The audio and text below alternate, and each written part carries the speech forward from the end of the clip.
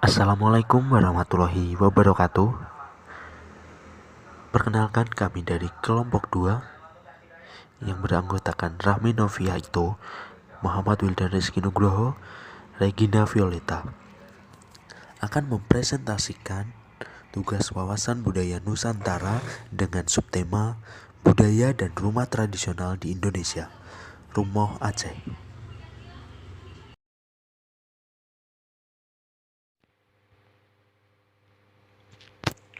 Wawasan budaya Nusantara dengan topik pembahasan budaya dan rumah tradisional di Indonesia, Rumoh Aceh, disusun oleh kelompok 2 yang beranggotakan Rahmi Noviaito 201501008, Muhammad Wildan Rizky Nugroho 201501014, Regina Violeta 201501036. Pembahasan yang pertama adalah latar belakang dan budaya masyarakat Aceh. A. Sistem religi. Kepercayaan kepada dewa-dewa. Masyarakat adat Aceh, demikian juga masyarakat adat Jame, Gayo, dan Tamiang tidak mengenal dewa-dewa atau yang biasa disebut politisme, karena keempat masyarakat adat itu adalah pemeluk agama Islam.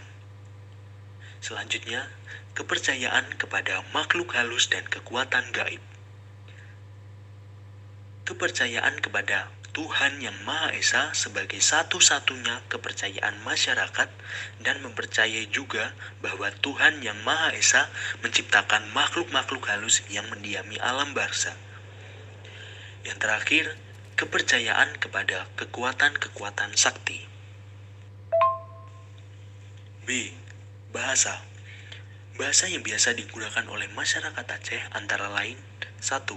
Bahasa Aceh, yaitu digunakan sebagian daerah Kabupaten Aceh Timur, Aceh Utara, Pidi, Aceh Besar, Aceh Barat, dan sebagian Aceh Selatan.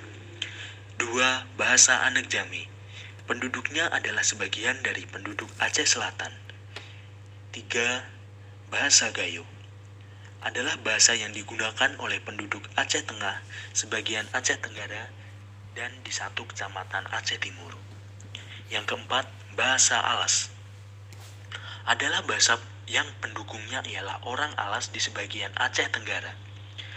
5. Bahasa Tamiang, adalah bahasa yang diucapkan oleh orang Tamiang di Aceh Timur bagian timur. 6. Bahasa Siumelu, yaitu bahasa yang diucapkan atau dipakai oleh penduduk Pulau Simelu. 7. Bahasa Klut, yaitu bahasa yang diucapkan oleh orang Klut di 2 buah kecamatan di Aceh Selatan. D. Sistem mata pencaharian. Secara umum, mata pencaharian pokok masyarakat adat Aceh yaitu bertani, khususnya bersawah, berladang, dan berkebun, serta menangkap ikan. Masyarakat Anak Jame dan Tamiang juga mempunyai sistem mata pencaharian yang sama dengan masyarakat adat Aceh, kecuali pada masyarakat adat Gayo yang memperlihatkan sedikit perbedaan dalam hubungan dengan menangkap ikan, bidang usaha, perburuan, dan terlebih-lebih meramu hampir menghilang pada keempat masyarakat adat di atas.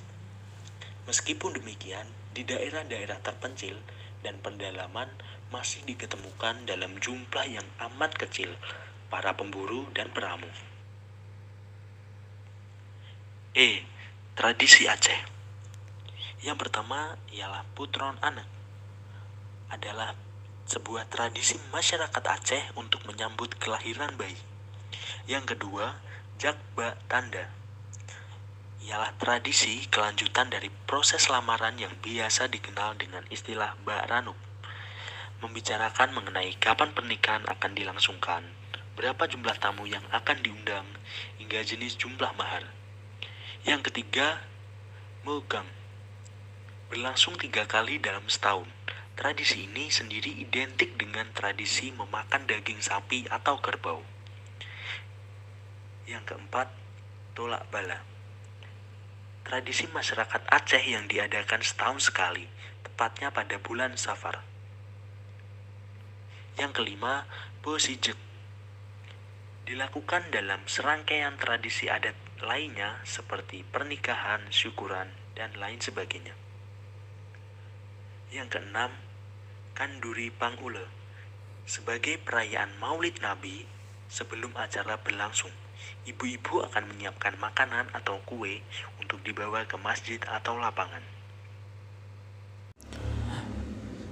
Di Aceh terdapat banyak kebudayaan masyarakatnya yang sangat erat dengan ajaran atau saling berhubungan dengan agama.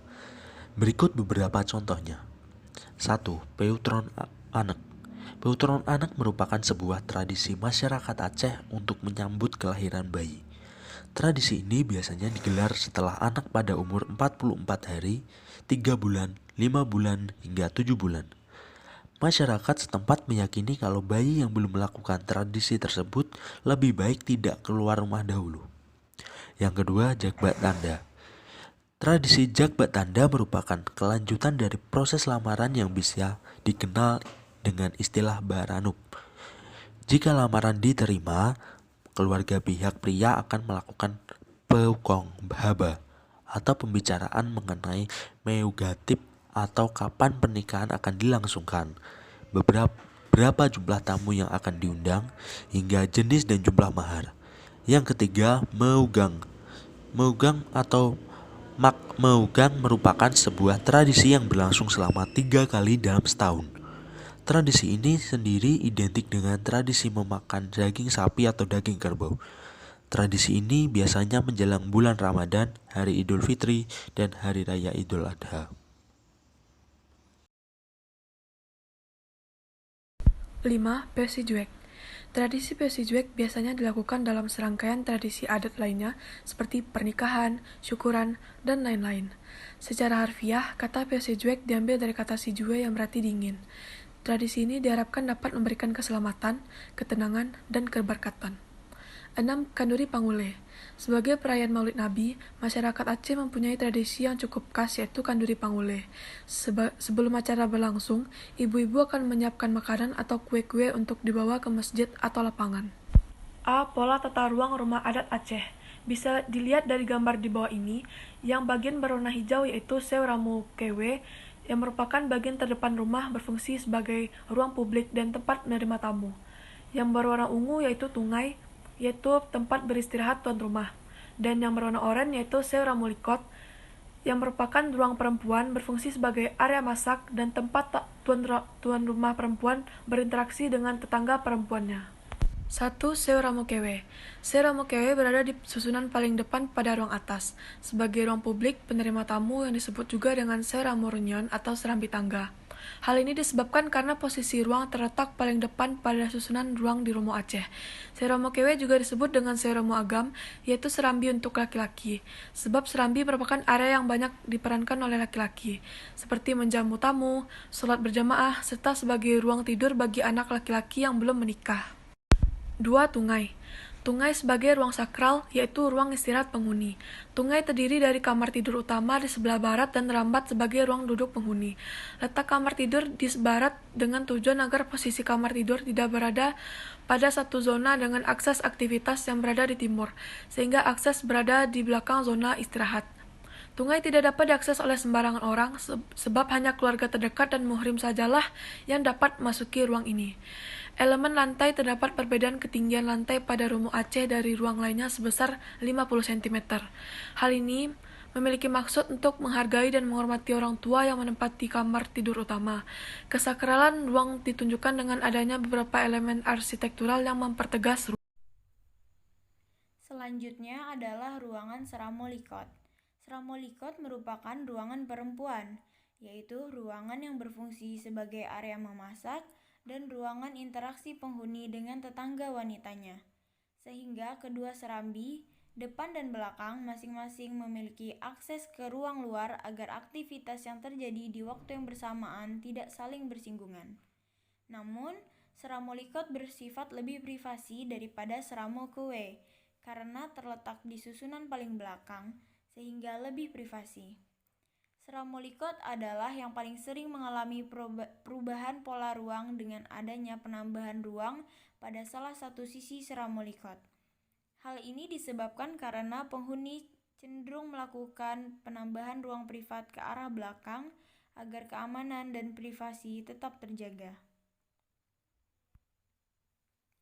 Kemudian, makna dan motif ragam hias pada bagian rumah tradisional Aceh. Yang pertama, jumlah anak tangga ganjil yang berfungsi untuk menaiki rumah yang tinggi. Kemudian bermakna sebagian meyakini ini bersangkutan dengan Asmaul Husna. Namun makna lainnya ialah mengontrol agar tamu tidak memasuki rumah jika tuan rumah laki-laki sedang tidak di rumah. Kemudian contoh ukiran dan fungsinya. Ada motif bulan bintang yang melambangkan keislaman, motif awan mecanek yang bermakna kesuburan, motif talo meputa yang bermakna ikatan persaudaraan yang kuat. Kemudian berfungsi untuk memperindah bangunan, selain dari makna yang dikandungnya. Kemudian terdapat gentong air yang berfungsi. Gentong diletakkan di depan rumah agar saat hendak masuk ke dalam, mencuci kaki terlebih dahulu.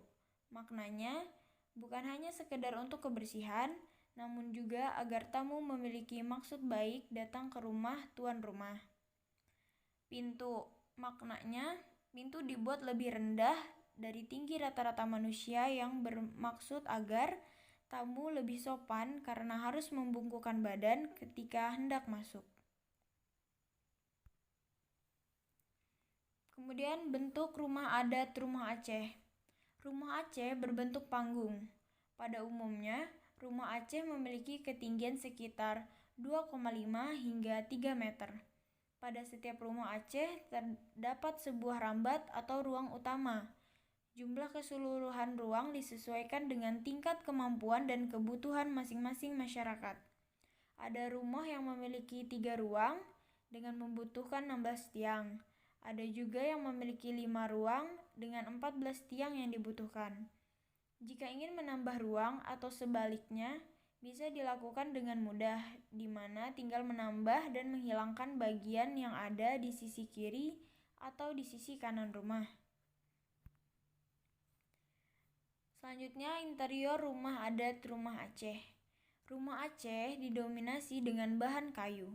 Lantainya terbuat dari papan kayu. Dari teras, saat hendak masuk ke dalam, maka akan ada tangga kecil yang mempunyai kurang lebih 3 anak tangga.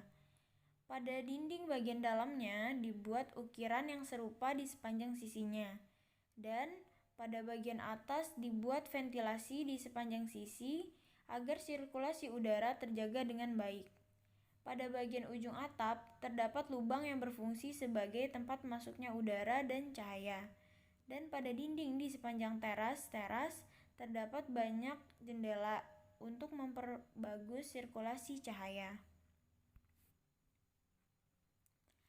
Pada bilik-bilik dipasangkan kaca penuh sehingga terlihat dari luar. Kaca dibingkai dengan kayu yang terbuat dari kayu jati yang berukir di bagian bawah dan berventilasi di bagian atas. Dinding kamar ditutupi oleh kain lingkar dengan motif lajur-lajur, lalu kasur ditutup oleh kelambu. Demikianlah presentasi kelompok kami. Untuk terlebih dan kurangnya kami mohon maaf. Wassalamualaikum warahmatullahi wabarakatuh. Terima kasih.